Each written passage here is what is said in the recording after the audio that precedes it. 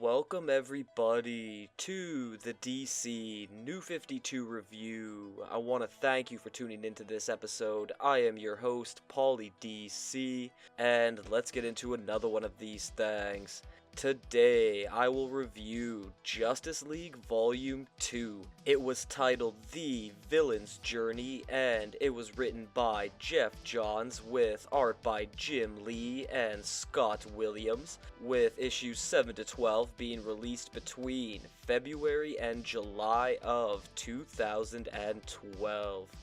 The first volume, containing DC's headlining team, was mainly involved in the entire inception of the New 52 5 years ago, bringing the team of 7 heroes together before any of the others in this universe began crime fighting, with varying exception. And within the opening story, they fought top-level villain Darkseid to a stalemate, which gave them worldwide recognition, along with literary publications giving the group their titular name. For Volume 2 here, things are in the present time with Batman, Bruce Wayne, Superman, Kal-El or Clark Kent, Wonder Woman, Diana Prince, Aquaman, Arthur Curry, The Flash, Barry Allen, Green Lantern, Hal Jordan, and Cyborg Victor Stone, taking on some classic Justice League adventures while being tested as a team all together. Issue number 7 picks up in Baltimore, Maryland, with creepy gray monsters garnering razor-sharp teeth, attacking the public, and defending against them is Colonel Steve Trevor alongside his Argus soldiers.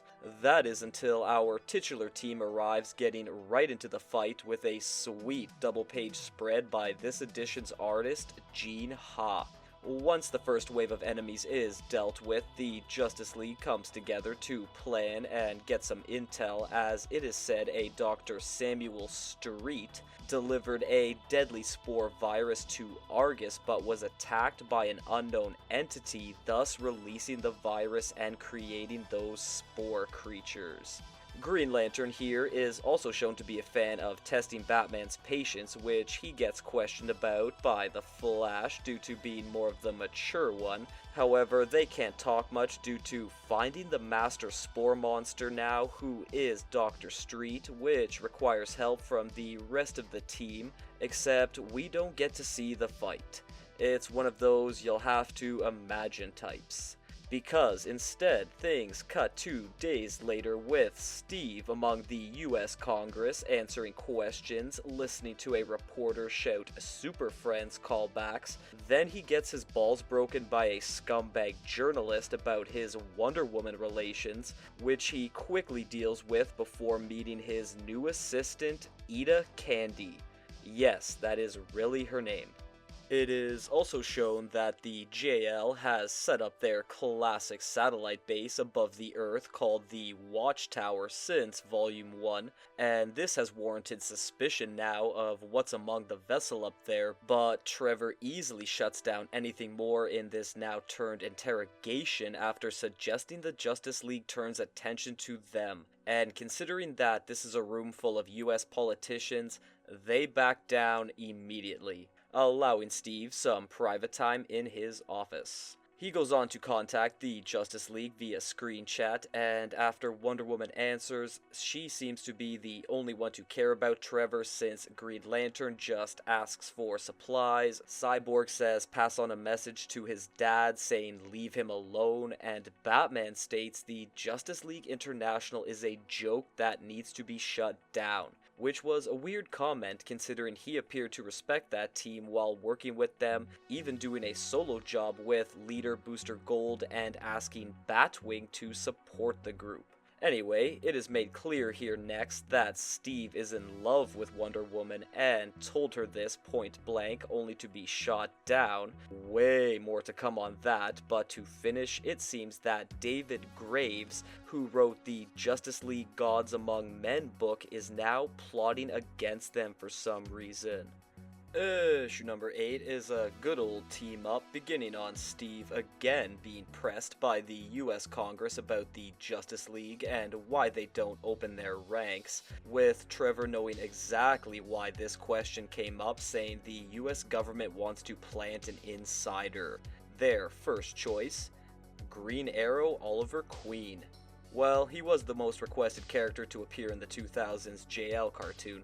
The team is seen next having done battle with longtime android foe Amazo, plus some parademons due to Cyborg's boom tube tech occasionally malfunctioning and taking them to Apocalypse.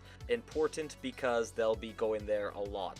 Green Arrow then pops out suddenly to show the Justice League that he's apparently helped with Amazo, haha, and everyone is aware of who Arrow is, but only Aquaman knows him personally, seeming to have met years ago, which is mentioned in Green Arrow Vol.1. Also, Green Lantern's comment on a name change would have been better if he said Red Arrow instead of Blue, and Oliver could have said, well, I think that's taken, or some shit like that.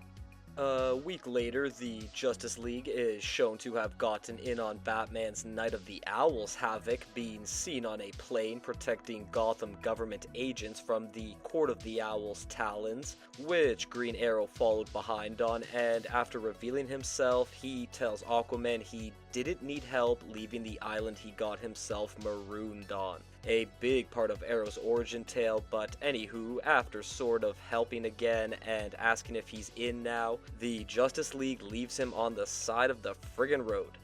Ouch.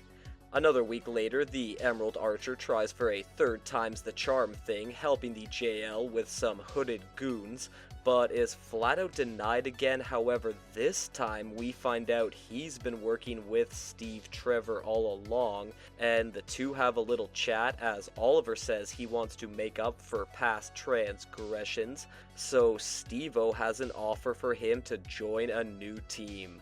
Over to the Watchtower. If you were wondering why the Justice League hasn't ever expanded its ranks, it actually did, as it's found out they brought in John Jones, aka Martian Manhunter, but it went very bad for some reason, with being seen on the last page saying the Justice League is not ready for what's coming. He was definitely one of the most mysteriously layered characters in the New 52.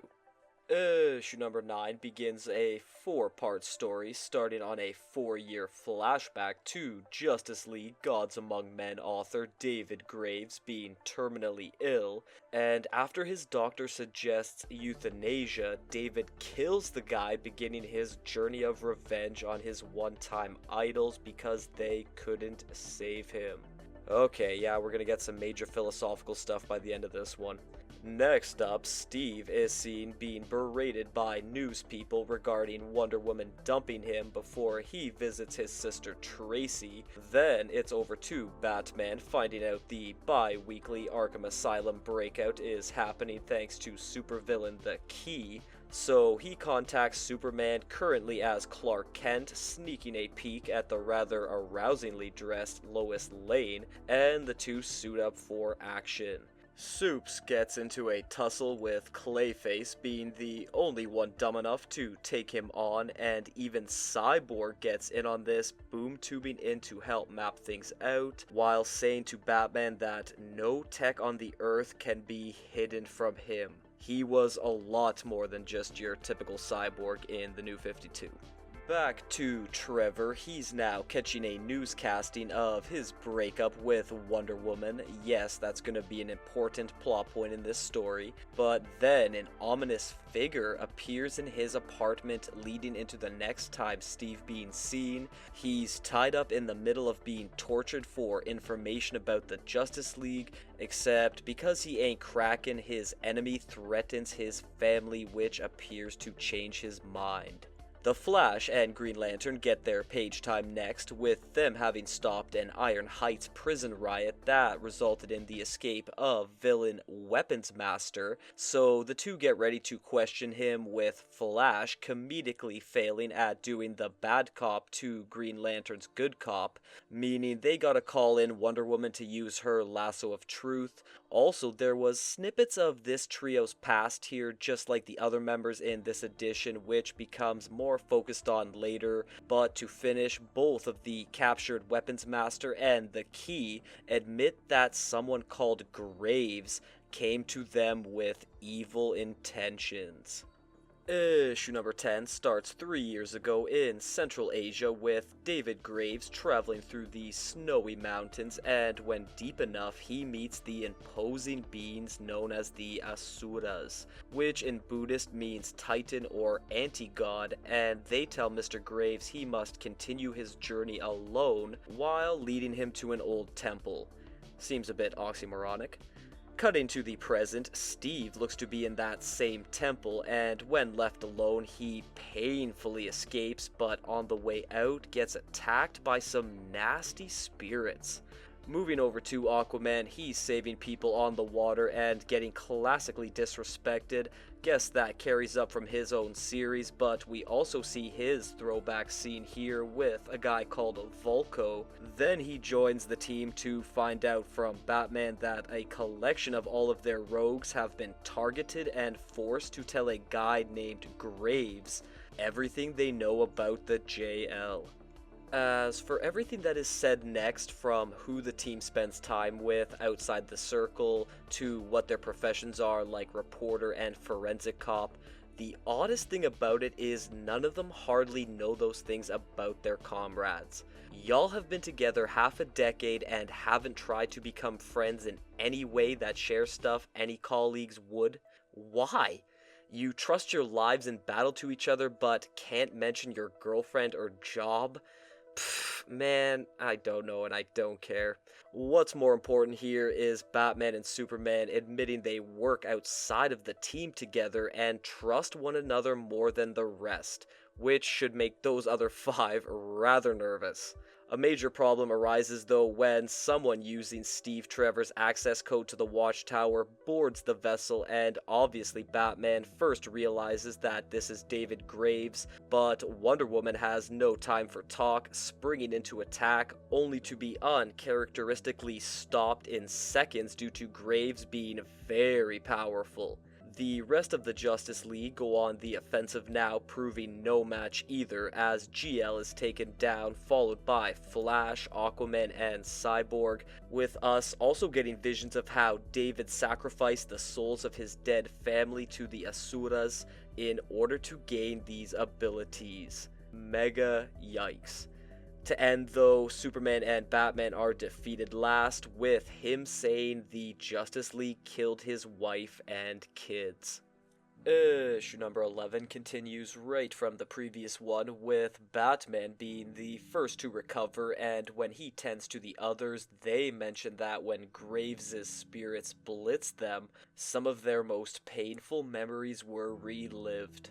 As for where David is now, he's paying Tracy Trevor a visit, telling her that Steve is basically a goner, plus mentions how his family died of malignant causes, but can't finish completely due to the Justice League boom tubing in, only for Wonder Woman to get chewed out by Tracy while Graves disappears. Heading out to the street next, our heroes try to decide what to do now after finding out David Graves is their enemy and that his motives are based on his family passing away a few years ago. However, Wonder Woman is determined to eliminate him herself, requiring Batman's request to stop, and finally Green Lantern being forced to stop her with his ring.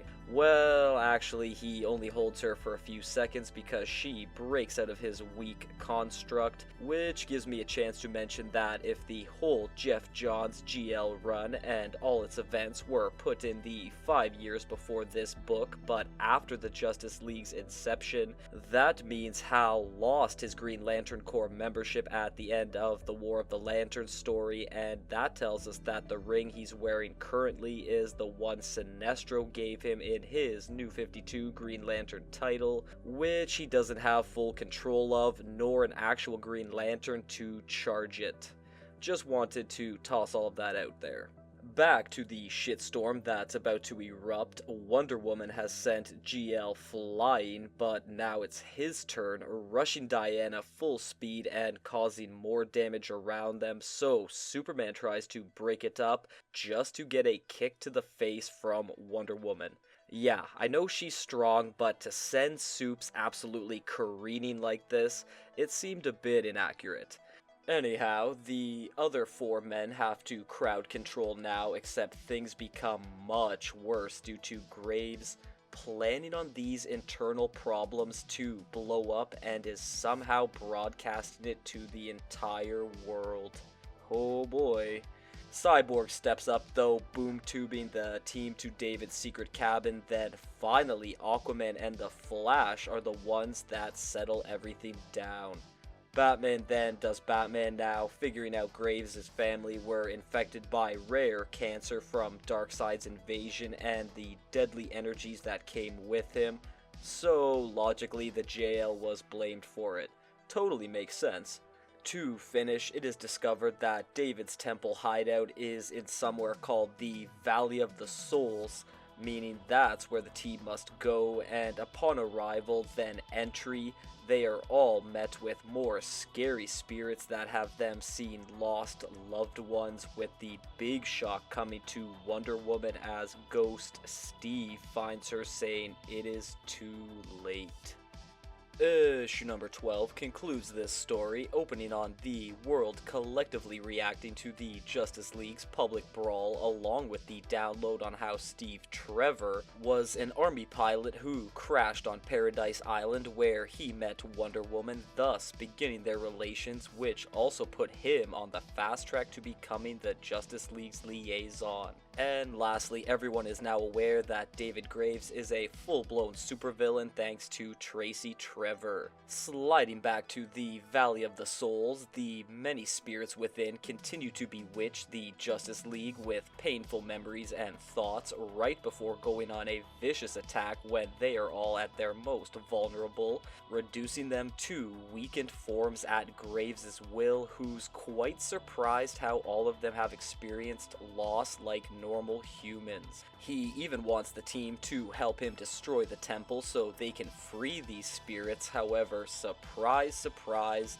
Steve isn't dead, and after taking a shot at David, the JL snaps out of their entrapments. Wonder Woman goes on to have the first honors of kicking David's ass, while the spirits are called Pritas, which translates to hungry ghosts, and after Aquaman stabs Graves with his special trident, that is enough to put him down for good as he sheds his menacing form, returning to a demented, withered man, later being sent to Belle Reve prison, wherein Warden and Suicide Squad boss Amanda Waller encourages him to start a new book, The Villain's Journey. As for Steve, he is seen in intensive care and arguing with the visiting Wonder Woman about why the League needs him, which has definitely been showcased, but after ominous mention of the villain Cheetah, Trevor is told that he's being replaced as the team's liaison. Damn, that is seriously brutal. Some big business is then tended to next, with Batman, Flash, Aquaman, and Cyborg discussing how the world will view them now going forward, pretty much the basis for the Justice League being feared over respected in the New 52, and Arthur here even tries to usurp Batman's leader role, but is halted by the Dark Knight's countering words, even saying he knows about Aquaman's secret team called the Others. Those issues will have to wait though, because Hal decides to play scapegoat, telling the guys to blame him for the JL's internal problems when public statements have to come out. Then he beams away / quits the team due to his solo Green Lantern title needing his full attention. For the final scene, Superman and Wonder Woman are seen meeting under moonlight, wherein she is told about Supes' Clark Kent alter ego. Then the two speak on how unique and lonely their existences are, thus ushering in, wait for it, the biggest power couple in the New 52. And let me tell ya, this kiss had huge implications for many things, including pissing a lot of people off. A short epilogue was included in this book featuring the mysterious Lady Pandora, who was seen briefly in Volume 1, and here she's got a golden skull in hand that is vigorously attempted to be opened by her, Seems like a dodgy idea considering her past with opening things, but suddenly Wizard Shazam bolts onto the scene, letting us know Pandora is part of something called the Trinity of Sin, plus saying only certain people can open the skull. Then, on the final page, Hub City is seen with the character known as the Question making his first appearance. Alright. The plot for this story was smack in your face, straightforward. Changed the general viewer's perception of the Justice League from good to bad by stripping them down to a team with flaws, quarrels within, being scared to open to one another, and overall just not being a perfectly exceptional group. Either than that, Graves was a forgettable foe, Steve Trevor got a good crapping on which set up later things, and believe me, there will be a lot more reviews to come where I can discuss Superman and Wonder Woman hooking up. Also, there was a bit of a who watches the Watchmen thing going on, and David's philosophy of the Justice League taking blame for things even beyond their power and shouldn't let them happen to begin with because of their deity-like status was meh, yeah, I don't know. As for dialogue went, it's obviously a daunting task having to write the biggest DC heroes in an entertaining manner, plus take into account that 6 of them were being written by other talent, meaning those styles had to be present in order to maintain accuracy. This volume did have everything you wanted and needed though. The right amount of suspense, a bit of comedy, mentions of all the members' solo endeavors, all tied up with everyone's speech playing off each other's brilliantly. Finishing up with art, Jim Lee was seriously killing it on this Justice League run. Spectacular character designs down to the fine details. Whenever one of the heroes got a close-up or the team was drawn together, it was really great looking, and there were some extremely memorable and unique scenes from front to back. Full disclosure also, I was really liking that Wonder Woman and Superman shot. That's gonna do it all for today, and if you've watched until the end here, I want to personally thank you for that, and to please like, share, and subscribe. Please follow me on all my social media platforms, and to please join me next time for Green Arrow Volume 2.